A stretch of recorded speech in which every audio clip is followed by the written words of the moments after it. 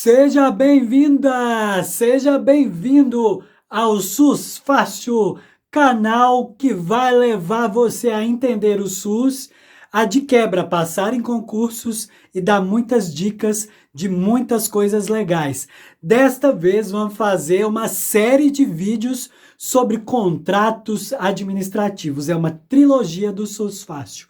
Vamos aprender tudo sobre contratos. Fica comigo, você está no SUS Fácil, meu nome é Eldon Queres, já deixa a sua inscrição se você não é inscrito ou inscrita. Se você não curtiu ainda esse vídeo, curta aí e comente. Se você tem alguma dúvida, eu posso tentar te ajudar aqui nos comentários, tá bom?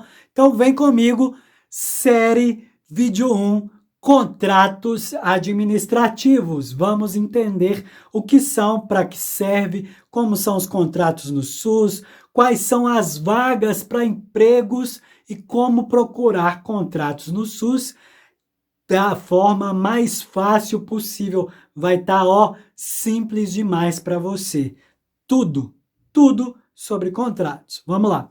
Então, a Constituição de 1988, ela prevê a regra de como que funcionam os contratos administrativos. Em regra máxima, a gente tem as informações no nível de concurso público. Quando não há a opção de concurso público, a gente tem a opção de contratos administrativos. Então, para exercer qualquer cargo ou função, nós precisamos de um concurso público previsto com um edital de inscrição. Mas a Constituição Federal de 1988 traz ressalvas. Quais são essas ressalvas, Eldon? A administração pública pode realizar o concurso público quando há interesse do concurso. Quando há algum problema, algum estado de calamidade, algum tipo de doença, a gente está sujeito aos contratos. Mas antes de falar disso, a gente precisa entender uma coisa muito importante, que o concurso público ele é feito mediante interesse público.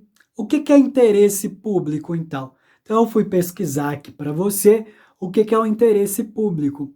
Esse interesse público é o princípio da supremacia do interesse público. Ele vai se sobrepor ao privado, ou seja, a coletividade não pode ser menosprezada mediante o pedido individual.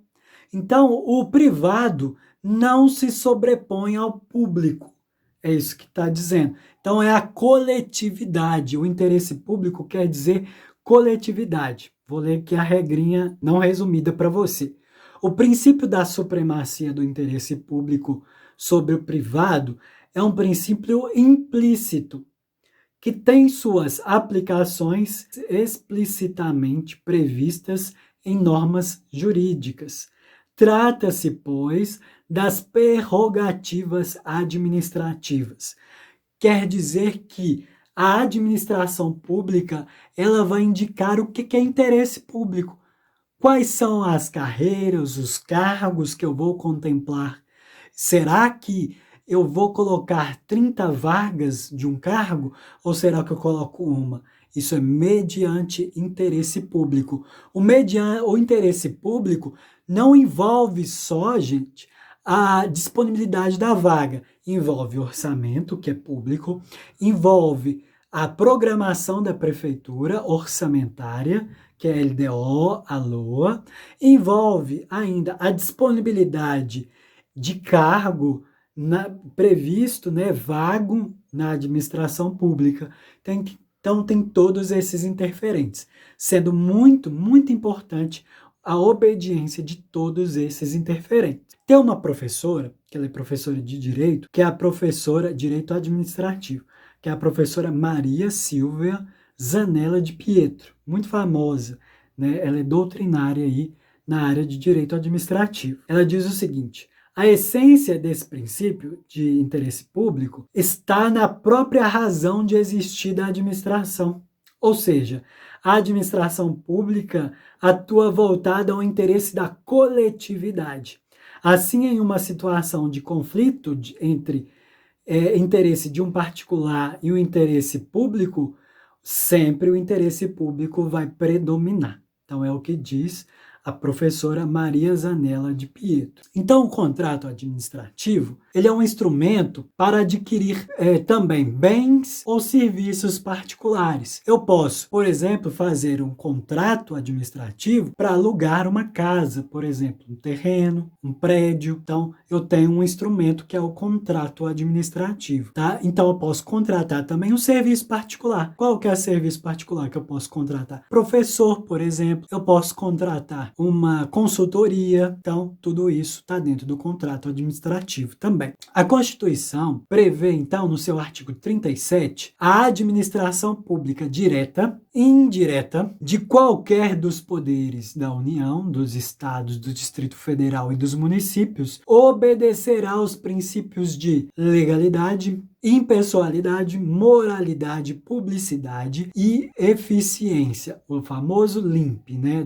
do artigo 37 da Constituição. E também ao seguinte, inciso 9. A lei estabelecerá os casos de contratação por tempo determinado para atender à administração temporária de excepcional interesse público. Então, a Constituição permitiu a contratação em regime jurídico especial, possibilitando um contrato mesmo sem aprovação em concurso público. Mas tem regras. Nada é tão bonito assim. Tá, tem que ter regras, senão vira uma bagunça danada, né? O que é a contratação temporária por excepcional interesse público? É o que a gente vai aprender a partir de agora. É a possibilidade da administração pública fazer a contratação por um tempo determinado, para atender a necessidade que é temporária, com o servidor com concurso. Eu só atinjo a necessidade permanente, perene, do interesse público. Tá? Então, eu tenho temporariedade no cargo. Outra característica é ser uma condição especial, uma condição excepcional e temporal. Eu tenho que ter essa visão de excepcionalidade. O regime de contratação obedece a diferentes formas. Então, eu posso ser, por nível regime jurídico, pela Previdência Social, regime geral de Previdência Social, que é o RGPS. Eu tenho também o nível que é o regime próprio, só que esse se aplica apenas servidores efetivos ou seletistas, tá? A depender do cargo. O que mais que a gente tem aqui de informação importante? O servidor efetivo é aquele que tem um cargo público perene. O seletista também é perene, mas ele corre o risco de ser demitido a bem do serviço público, desde que seja muito, muito, muito, muito bem justificado. Cuidado, não confunda servidor efetivo com servidor temporário contratado com servidor que ele é seletista, tá? Não confunda essas coisas. Então, o concurso, ele promove a investidura em cargo após concurso público para atender a necessidade permanente do Estado inerente ao funcionamento da máquina. Então, eu preciso ter funcionários que executem as atividades dentro da máquina pública. Eu preciso destes funcionários perenes. E eu tenho também cargos em comissão. Também não confundir. Que são cargos em comissão? São aqueles cargos que eu escolhi para os meus amigos. Como? Os de livre nomeação e exoneração. Eu nomeio e exonero quando e como, porque eu quero, do jeito que eu quero. Para os cargos de chefia, direção, assessoramento, servindo as principais funções do governo. São funções estratégicas. O diretor de uma instituição, por exemplo, o presidente de um órgão público, de uma autarquia, de uma fundação, um coordenador de um setor, tudo isso se encaixa em cargo em comissão. Eu tenho também a contratação temporária, que é aquela onde eu faço o atendimento excepcional do interesse público, que é quando eu contrato especificamente alguns profissionais, tá? O contrato administrativo é para suprir uma necessidade urgente até que ocorra a substituição do profissional por um profissional concursado. Caso não haja esse profissional concursado, eu contrato administrativamente uma pessoa que mais atenda à administração pública e essa pessoa vai ser capaz de exercer a atividade temporária. Contrato administrativo temporário. Além, como que eu posso citar isso? Eu posso citar isso, por exemplo, quando há aquela febre amarela, lembra da febre amarela? Quando há um surto de febre amarela, de dengue, que morre um tanto de gente por dengue, por zika, eu vou lá e faço a contratação excepcional por tempo determinado, porque eu não preciso de um servidor público para sempre fazendo isso, eu preciso por um tempo. A gente sabe da sazonalidade das doenças, então é por isso que alguns cargos sempre a gente vai ter contrato administrativo por causa disso. É impossível a substituição de todos os contratos administrativos por concurso, porque sempre a gente vai ter estes cargos que são estratégicos para serem ocupados por contratos administrativos.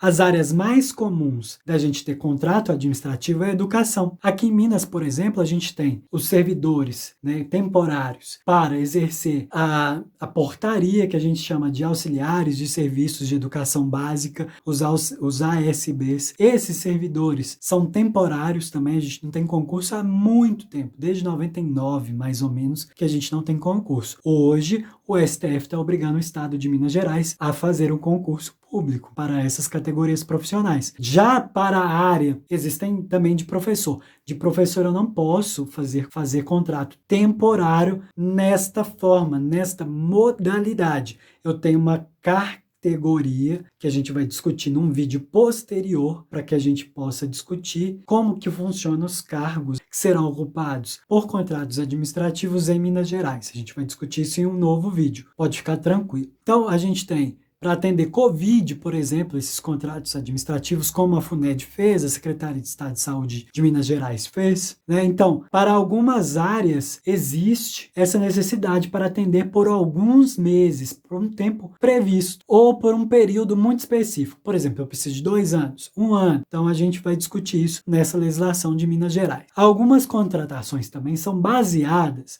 na lei que a gente chama de Lei do Capeta, que é a Lei 866, tá? Por isso, 66, é por isso que a gente tem aí chamado de 866 de Lei do Capeta. Só que ela foi substituída pela Lei da Mentira, que é a Lei 14.133. Essa lei, então, substituiu a necessidade da Lei 866, com muitas informações novas. Então, é possível contratar um profissional por contrato administrativo via Lei 14.133. Então, eu consigo fazer a contratação pela Lei da Mentira. Eu espero que eu esteja te ajudando. O próximo vídeo é um vídeo relacionado aos contratos administrativos aqui em Minas Gerais. E o terceiro vídeo é o vídeo com dicas de todos os contratos administrativos feitos nos órgãos da saúde em Minas Gerais. Por isso, você não pode perder essa trilogia super especial. Muito obrigado pela sua companhia e até a próxima. Curta, compartilhe e se inscreva no SUS Fácil, porque o SUS é universal e esse vídeo também. Até a próxima!